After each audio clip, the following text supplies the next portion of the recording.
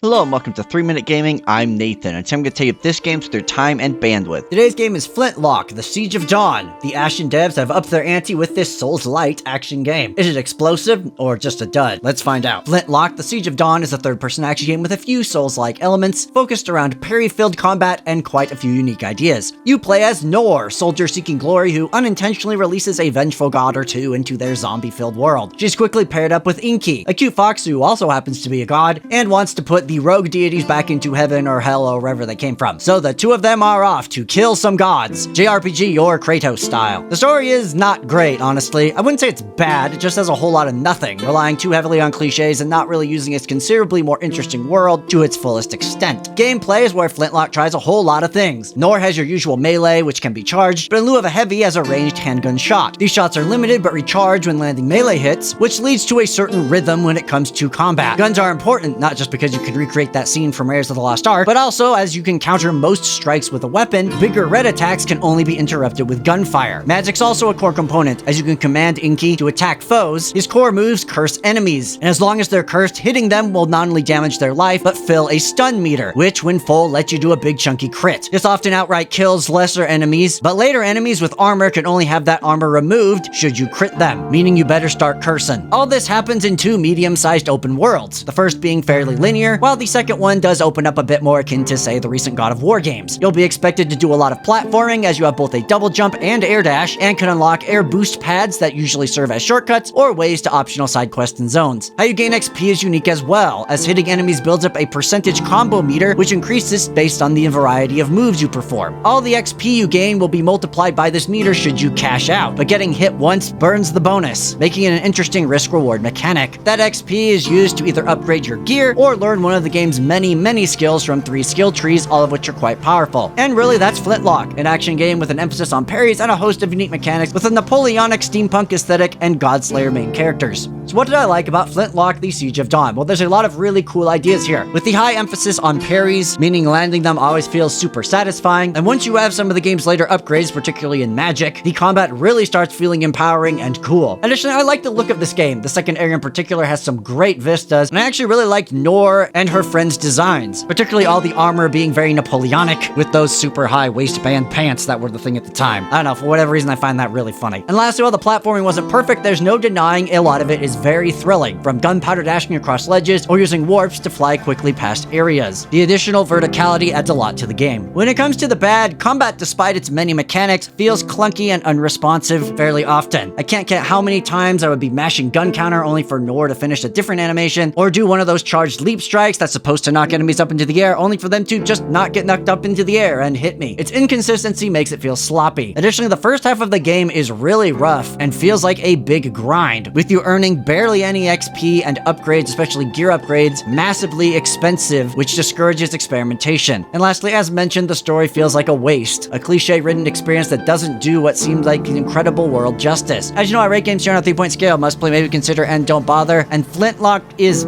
fine. Yes, I know that's kind of a lame conclusion to the review, but really that's what I thought as the credits rolled. It tries to do a lot, but ultimately leaves nearly everything underbaked, which makes large portions of the game feel very messy. It's a game that does get a lot better as it goes along though, so if you have the patience and want a decent but flawed third-person combat game, Flintlock might be worth checking out on Game Pass or on sale. And that's all I got for you today. Thank you so much for watching. If you played Flintlock, The Siege of Dawn, but let me know what you think in the comments, and regardless, go out there and maybe give Flintlock a look.